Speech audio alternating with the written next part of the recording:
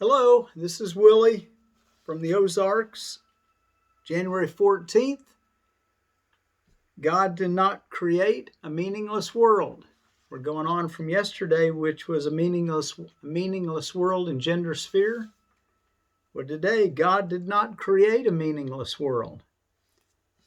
So I wanted to show these mung beans microgreens to you. We'll see how they taste. They're ready to eat. They grew fast. And we'll see how they taste. So, God did not create a meaningless world.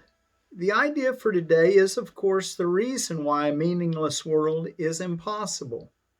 What God did not create does not exist.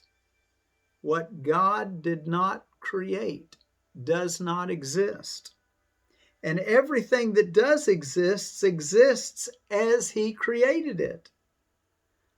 The world you see has nothing to do with reality. It is of your own making, and it does not exist. I used to tell my kids we're living a dream when we think there's anything that's not godly, loving, beautiful occurring.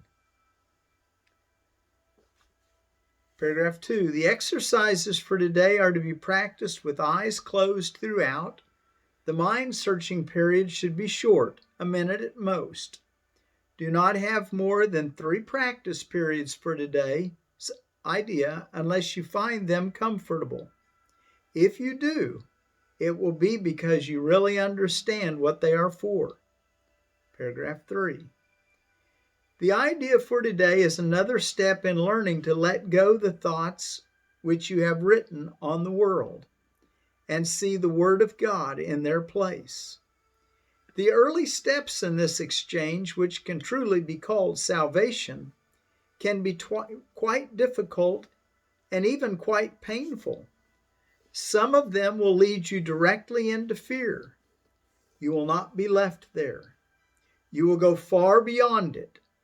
Our direction is toward perfect safety and perfect peace. Sometimes when you're looking at a problem you've got, it seems to get a little bit more intense. But we're going to let it go and lay it on the altar of God and receive the peace. So we may work our way into a place where we seem a little bit frightful, but know that we're just not done with the work yet. Paragraph 4. With eyes closed, think of all the horrors in the world that cross your mind. Name each one as it occurs to you, and then deny its reality. God did not create it, and so it is not real. Say, for example, God did not create that war, and so it is not real. God did not create that airplane crash, and so it is not real. God did not create that disaster. Specify the disaster, and so it is not real. This is your own personal inventory. Those are some examples.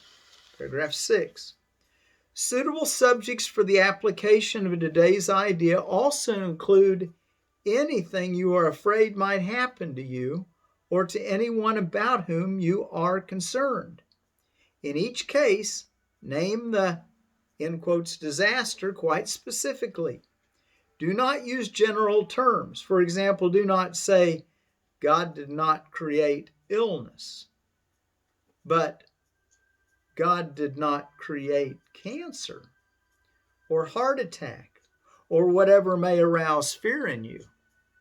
7. This is your personal repertory of horrors at which you are looking. These things are part of the world you see. Some of them are shared illusions, and others are part of your personal hell. It does not matter. What God did not create can only be in your own mind, apart from Him, apart from His. Therefore, it has no meaning. In recognition of this fact, conclude the practice periods by repeating today's idea. God did not create a meaningless world. The idea for today can, of course, be applied to anything that disturbs you during the day, aside from the practice periods. Be very specific in applying it. Say, God did not create a meaningless world. He did not create and specify the situation which is disturbing you, and so it is not real. So you would use this during the day, something to think about. That'd be a good one to write down on your little card to pull out when you're during the day. God did not create a meaningless world. He did not create, specify the situation which is disturbing you, and so it is not real. And then our 3 or so practice periods for 1 minute each is simply to go through your own personal list of horrors and say, God did not create that, whatever it was, and so it is not real.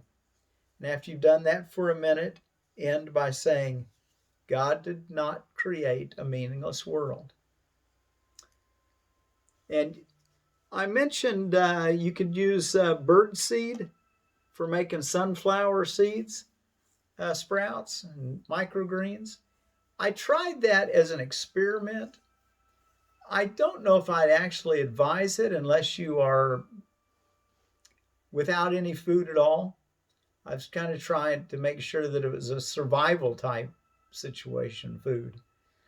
I'd much rather buy organic sprouting seeds and know that they were clean through and through.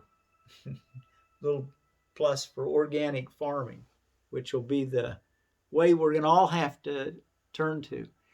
Thank you very much, and we'll see you tomorrow. Practice your lesson, and in the meantime, just be aware of God's comfort and goodness.